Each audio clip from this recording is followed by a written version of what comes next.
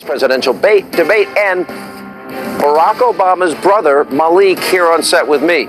Straight ahead from the MGM Grand. Our country is stagnant.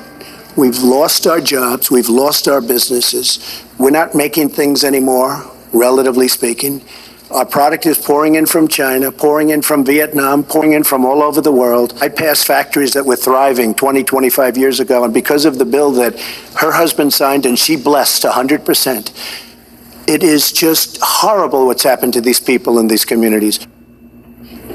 All right, that was another moment from the third and final presidential debate.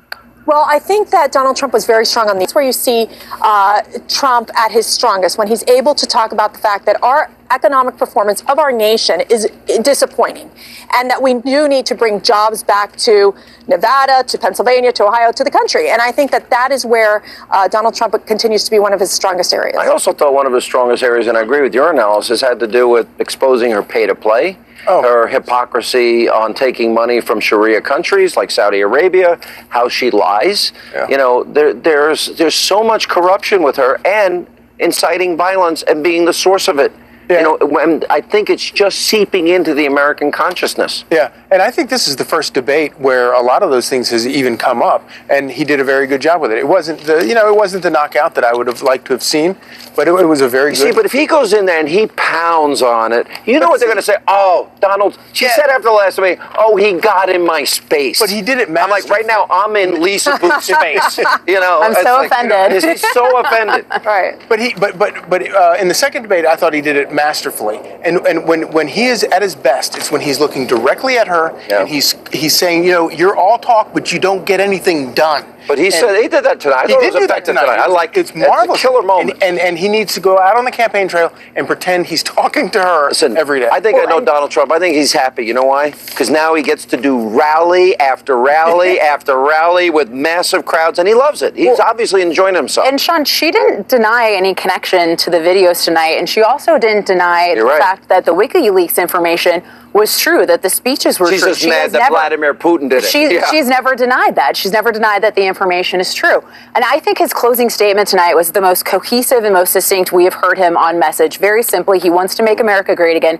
He wants to make America strong again. But what I hope debate viewers were listening and watching, I hope what they gathered from tonight is that she's trying to reach out to independent voters and to moderate Republicans. But we found out tonight, which was just a confirmation of the fact that she's a left-wing progressive. She supports late-term abortions. She wants to roll back Second Amendment. She believes in big government. She wants to raise taxes. So she is an absolute left-wing progressive Democrat, and she wants to invoke her husband's name, but she is no Bill Clinton. They're making the biggest deal over the fact that Donald Trump said, well, I'll let you know later. In other words, if there's voter fraud or not. Right. Now, here's the problem. Al Gore and Bill Clinton both wouldn't concede an election and filed a lawsuit over what they believe was inaccurate results. And Al Gore saying your younger brother's not the ultimate authority on this, and President Bill Clinton supporting his decision. I have to say, Sean, I did struggle with that answer that Donald Trump gave. I wish he would have just said, look, well, I'll accept the results, peaceful transition. However, we need to address this voter fraud issue, which does exist throughout the country. Did you see the Project Veritas? I saw it. I followed it clearly. That disturbing? It is incredibly disturbing that they're busing people from state to vote in different states. I mean, it's horrible. But there is a role that Donald Trump has to play, which is, yes, you want to talk about the rigged election. You want to talk about the fact that the media is incredibly biased. But the Clintons didn't accept the decision in 2000, and more importantly, I know, but the stories WikiLeaks. That's just what the story's becoming. Oh, he's not accepting the results. But wait a minute. And she also talked about in WikiLeaks the rigged election. Her team was upset that Barack Obama rigged the election in the primaries, caucuses back in 08. No, I mean you're right about that. I just facts get in the way of my argument. No, Sean, I'm with you, but I'm thinking just. One of the great things about our democracy is the fact that you do accept the peaceful transition of government. Even if it's stolen. And also, to stolen, it would have to be like like a Gore-Bush situation where it was like 500, 400 votes separate. Swinging, hanging.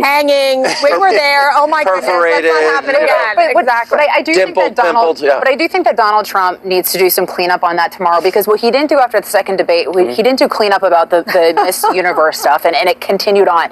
So he does need to do. Unfortunately, It's not on Twitter at 3 o'clock in the morning. It's just not on Twitter at 3 Just real o'clock. quick, because he doesn't have a lot of time between now and Election Day. So what he needs to do is go back to those economic points that he made tonight, go back to hitting her on WikiLeaks, hitting her on the video that just surfaced, hitting her on the email scandal, and hitting her on the Clinton Foundation, which she also didn't deny tonight. Also, don't forget that John Kerry and John Edwards also refused to accept the results that night. Remember, they waited until the next morning, and we went to in Boston.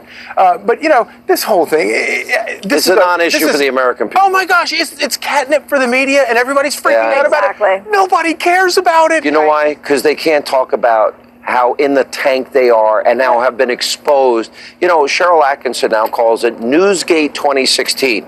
NBC, CNBC, CNN, ABC, NBC, CBS, the New York Times, the Boston Globe, Univision, all in the tank, and we now know. Well, it's undeniable. It's undeniable. And they're not even pretending. Read the newspaper or watch TV. They don't even pretend to hold her accountable. I said in 2008, journalism's dead. WikiLeaks proved my point. I was just way ahead of the curve. Okay.